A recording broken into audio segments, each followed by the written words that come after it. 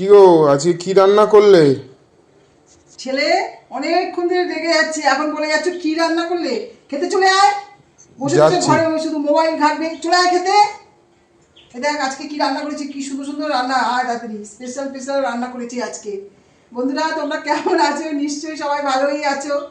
ভালো থাকারই কথা সবার, আমিও খুব ভালো আছি। আজকে আমি দেখো তোমাদের কাছে একটু রান্না টান্না সব কিছু নিয়ে এসেছি, মানে স্পেশাল স্পেশাল রান্না আর কি। কী রান্না করেছি তোমাদেরকে সেগুলো একটু দেখাচ্ছি, বুঝেছো? আজকে হচ্ছে এই দেখো কলার চপ বানিয়েছি। এই যে কলা দিয়ে চপ বানিয়েছি, দেখবে? এই দেখো এই দেখো কলা দিয়ে এই যে কলার চপ বানিয়েছি এই যে আজকে। মনে আছে ছেলে, তোর মনে আছে কোথায় খেয়েছিলি কলার হ্যাঁ চপটা? কলার চপটা কোথায় খেয়েছিলি মনে আছে? হ্যাঁ। কলার চপটা হচ্ছে আমরা ওই যে চেন্নাইতে গেছিলাম যখন, তখন সি বিচের সামনে দাঁড়িয়ে দাঁড়িয়ে খেয়েছিলাম। জানো তো বন্ধুরা, ওরা মানে এত সুন্দর কলার চপ বানায়, কলার কাঁদি কাঁদি সব রেখে দিয়েছে ওইখানে। আমরা প্রথমে বুঝতেই পারিনি যে ওইগুলো কলার চপ। ওরা এত সুন্দর করে গরম গরম ভেজে দিয়েছিল, আর আমরা সবাই 4টে 5টা করে খাচ্ছিলাম কলার চপ আর লঙ্কার খেতে চপ। খুব টেস্ট লাগে, ওগুলো হ্যাঁ, লঙ্কার চপগুলোও করে, কলার কলার চপ আর চপগুলো করে। লঙ্কার চপ। কেন, তুমি ওখানে খেয়েছো? যে মেলা হচ্ছিল, ওখানে যে পাঁপড়গুলো হ্যাঁ খেলে?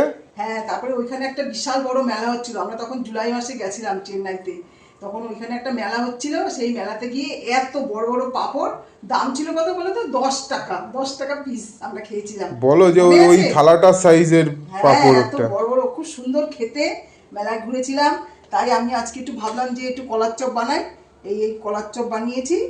এখন জানি না কেমন একটা হয়েছে আর কি খেতে। খাবো এখন, ভেজে রেখেছি। আর এখানে দেখো এই যে তিল পটল বানিয়েছি। এটারও একটা গল্প আছে।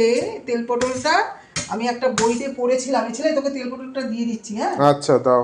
আমি একটা বইতে পড়েছিলাম যে এই তেল পটলটা নাকি রবীন্দ্রনাথ ঠাকুর খুব ভালোবাসতো। আমাদের কবিগুরু রবীন্দ্রনাথ ঠাকুর, উনি নাকি খুব ভালোবাসতো। ওনাদের বাড়িতে, রবীন্দ্রনাথ ঠাকুরের বাড়িতে, ঠাকুর বাড়িতে এই রান্নাটা নাকি খুব হতো, তেল পটল। আমি একটা বইতে পড়েছিলাম।